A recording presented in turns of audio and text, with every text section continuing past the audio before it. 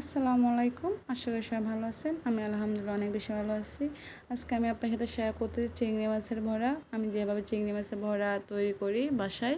আমি এখানে চিংড়ি বাটা নিয়েছি, পরিমাণ মতো পেঁয়াজ কুচি, আদা বাটা, রসুন বাটা, তার সাথে অ্যাড করব আমি এখানে কাঁচামরিচ কুচি, ধনিয়া পাতা কুচি, এগুলো সব আমি দিয়ে দিব। তারপর এখানে তো আমি ধনিয়া পাতা কুচি দিয়ে দিছি, কাঁচামরিচ কুচি দিয়ে দিছি।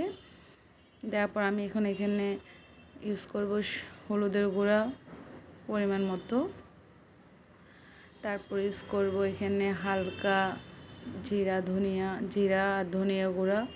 তারপর এখানে আমি হালকা মরিচের গুঁড়া ইউজ করছি, কারণ আমি এখানে কাঁচা মরিচ ইউজ করাতে আমি এখানে লাল মরিচের গুঁড়া অল্প ইউজ করছি। তো ধনিয়া গুঁড়া, জিরা গুঁড়া দিয়ে দিলাম পরিমাণ মতো। তারপরে পুরো স্বাদ মতো লবণ। তারপরে দিয়ে দিচ্ছি আমি এখানে পরিমাণ মতো চাউলের গুঁড়া। আপনাদের কাছে যদি চাউলের গুঁড়া না থাকে আপনারা কর্নফ্লাওয়ার ইউজ করতে পারেন, তাহলে বড়াগুলো অনেক ক্রিস্পি হবে। তারপরে আমি চুলে একটা কড়াই বসিয়ে দিলাম, তার সাথে আমি আস্তে আস্তে একটা করে দিয়ে দিব চিংড়ি মাছের বড়া। আপনারা এভাবে বাসায় চিংড়ি মাছের বড়া তৈরি করতে পারেন, কারণ অনেকে চিংড়ি মাছ খেতে ভালো লাগে না রান্না করলে।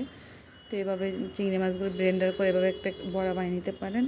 তো সবাই আমার ভিডিওটি ভালো লাগলে লাইক, কমেন্ট, শেয়ার করবেন। আল্লাহ হাফেজ। আসসালামু আলাইকুম।